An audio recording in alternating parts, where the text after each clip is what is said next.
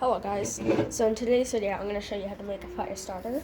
So you're going to need a plastic bag.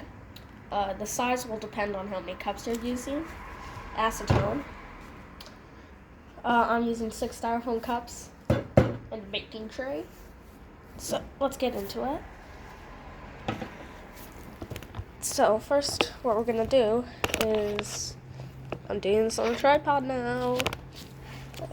So first what we're going to do is we're going to set the camera up for that, and now this is where it's going to get a bit smelly. We're going to pour some acetone onto the tray.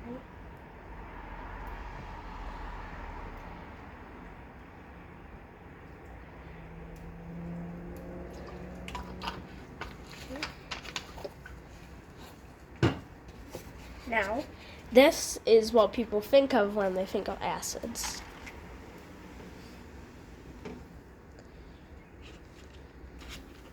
They just think of this weird liquid that eats away at everything. That's not really what acids are like. Some acids like HF would do this to glass. So if you put HF inside of a glass beaker, then this is what you should expect to happen. See? It etches the glass and just makes it horrifying.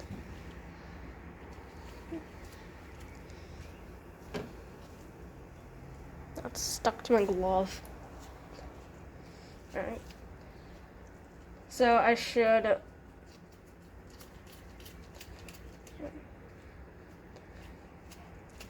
we're experiencing some technical difficulties.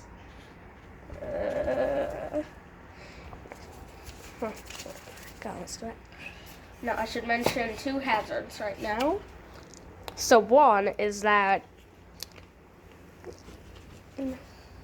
So number 1 is that even though this is not a chemical reaction, this is still letting off an absolute ton of acetone vapors. In fact, if you haven't heard this yet, then I cannot blame you, but the window is open. Second, the styrofoam product that we're getting, this goop, it's very similar to a tactical weapon called napalm, which the reason napalm is so deadly is that it's able to burn and stick to targets without easily coming off. So let's say you just had a tiny little glob of napalm and you poked it with a stick outside, then it would stick to that stick and keep burning. So, there is actually no chemical reaction going on. So, you're probably wondering then, what is happening? So, what's happening is that styrofoam is mostly made out of air. That's why you can chew it so easily. Now, the acetone,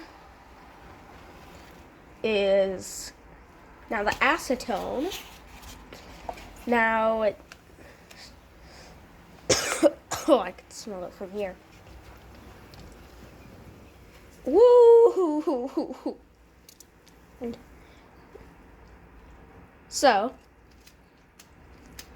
So what's happening is that styrofoam is made out of polystyrene, and all this polystyrene that we're working with inside of a styrofoam is 90 to 95% air, and the acetone kicks out the air. So now I'm going to get a spoon to scrape it up into the plastic bag.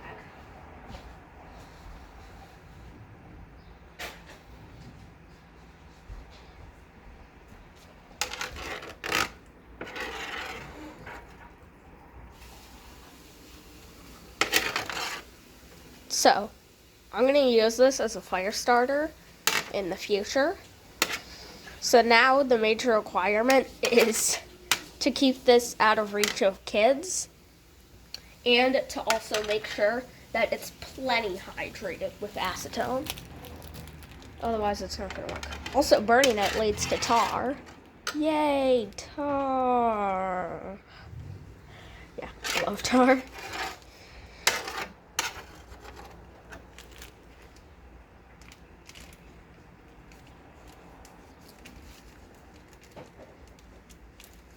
So,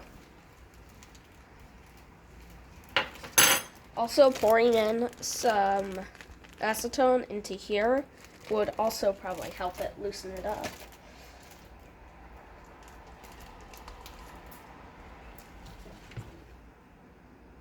So I'll pour a little bit in.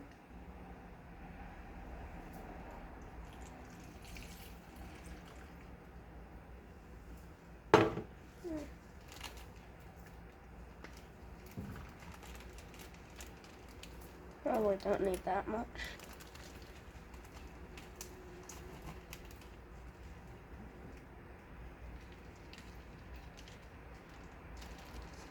So now this will keep the napalm safe. Or, well, fire started. As you can see, the acetone is also acting as a grease. So, now, next question. What do you do with leftover acetone? Well, I don't have the equipment yet, but you could do a distillation. Or you could burn it. That's an option too.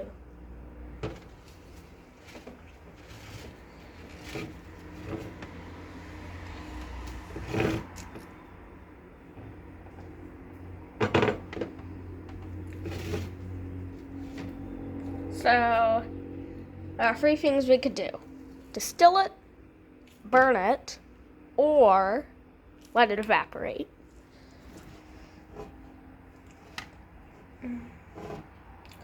So, personally, I'm going to let it evaporate, and this would probably be the worst method to do, because it's going to let off a ton of acetone fumes.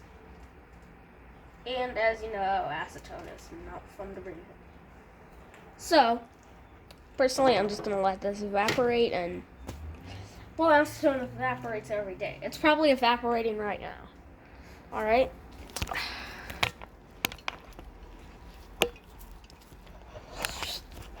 Well, bye guys. See you next video.